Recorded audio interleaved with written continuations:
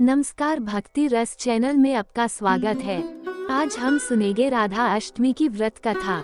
राधा अष्टमी का व्रत रखा है तो जरूर सुने ये व्रत कथा, तभी मिलेगा पुण्य फल। इस साल राधा अष्टमी 23 सितंबर 2023 को मनाई जाएगी। सनातन धर्म में भाद्रपद मास के शुक्ल पक्ष की अष्टमी तिथि श्री राधाष्टमी के नाम से प्रसिद्ध है। शास्त्रों में इस तिथि को राधा का जन्म दिवस बताया गया है। राधा जी वृषभानु की यज्ञ भूमि से प्रकट हुई थी। वेद तथा पुराण में जिनका कृष्ण वल्लभा कहकर गुणगान किया गया है, वे श्री वृंदावनेश्वरी राधा सदा श्री कृष्ण को आनंद प्रदान करने वाली साध्वी कृष्ण प्रिया थी। कुछ महानुभाव राधा जी का जन्म दिवस श्री वृषभानुपुरी बरसाना या उनके ननिहाल रावल ग्राम में प्रातः काल का मानते हैं। कल्पभेद से यह मान्य है, पर पुराणों में मध्याह्न का वर्णन ही प्राप्त होता है, इसलिए शुक्ल पक्ष की अष्टमी तिथि को राधा अष्टमी मनाई जाती है। हिंदू पंचांग के अनुसार कृष्ण जन्माष्टमी के 15 दिन बाद राधाष्टमी का पर्व मनाया जाता है। राधाष्टमी को राधा जयंती के नाम में भी जाना जाता है। इस दिन भक्त व्रत रखते हैं और राधा जी की पूजा अर्चना करते हैं। तो चलिए आपको राधा अष्टमी व्रत कथा बताते हैं।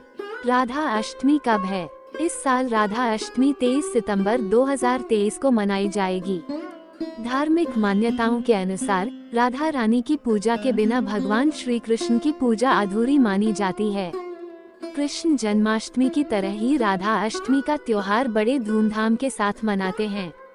धर्म शास्त्रों में कहा गया है कि राधा अष्टमी का व्रत किए बिना कृष्ण जन्माष्टमी का व्रत अधूरा माना गया है। राधाष्टमी यानी देवी राधा का जन्मदिन इनके जन्मस्थल बरसाना सहित पूरे ब्रजभूमि में उत्साहपूर्वक मनाया जाता है। देश के दूसरे भागों में भी श्रद्धालु इस दिन व्रत रखते हैं। देवी राधा देवी माँ लक्ष्मी का ही अंश है, जो भगवान श्री कृष्ण की लीला में सहयोग करने के लिए प्रकट हुई थी। ऐसी धार्मिक मान्यता है कि देवी राधा के जन्मदिन यानी भाद्र शुक्ल अष्टमी से कृष्ण पक्ष की अष्टमी तक जो साधक देवी राधा की पूजा करते हैं और राधा मंत्रों का जप करते हैं, उन पर देवी लक्ष्मी की खास कृपा हो जाती है। राधा अष्टमी व्रत कथा। पौराणिक कथाओं के अनुसार राधा माता गोलोक में श्री कृष्ण के साथ निवास करती थी। एक बार देवी राधा गोलोक से कहीं बाहर गई। जब वापस आई तो देखा कि कृष्ण भगवान गोलोक में नहीं है। उस समय भगवान श्री कृष्ण अपनी एक सखी विराजा के साथ गोलोक में घूम रहे थे।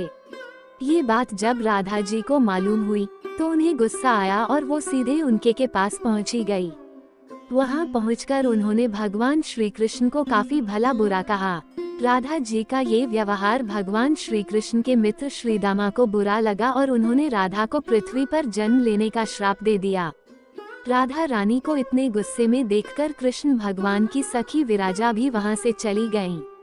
इस श्राप के बाद राधा ने बदले में श्रीदामा को श्राप देते हुए राक्षस कुल में जन्म लेने का श्राप दे दिया।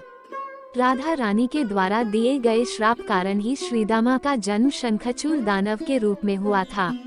दानव में जन्म लेने के बाद भी भगवान विष्णु का अनन्य भक्त बना।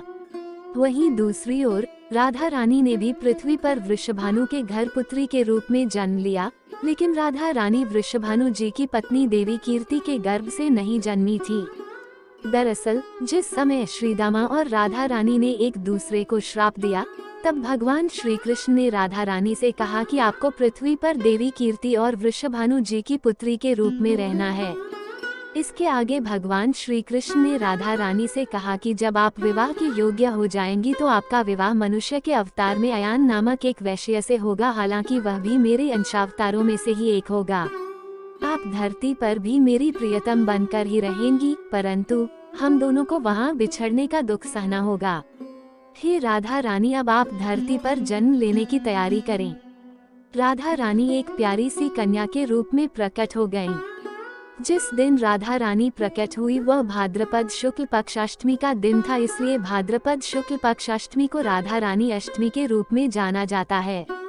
इस दिन भगवान श्री कृष्ण और राधा रानी की पूजा की जाती है। इस व्रत को करने से हमें सभी सांसारिक सुख आनंद प्राप्त होते हैं। मान्यता के अनुसार इस व्रत को करने से धन की कमी नहीं होती और घर में बरकत बनी रहती है। ये थी राधा अष्टमी की व्रत कथा। अगर आपको यह वीडियो पसंद आए तो कृपया लाइक, शेयर और सब्सक्राइब करें।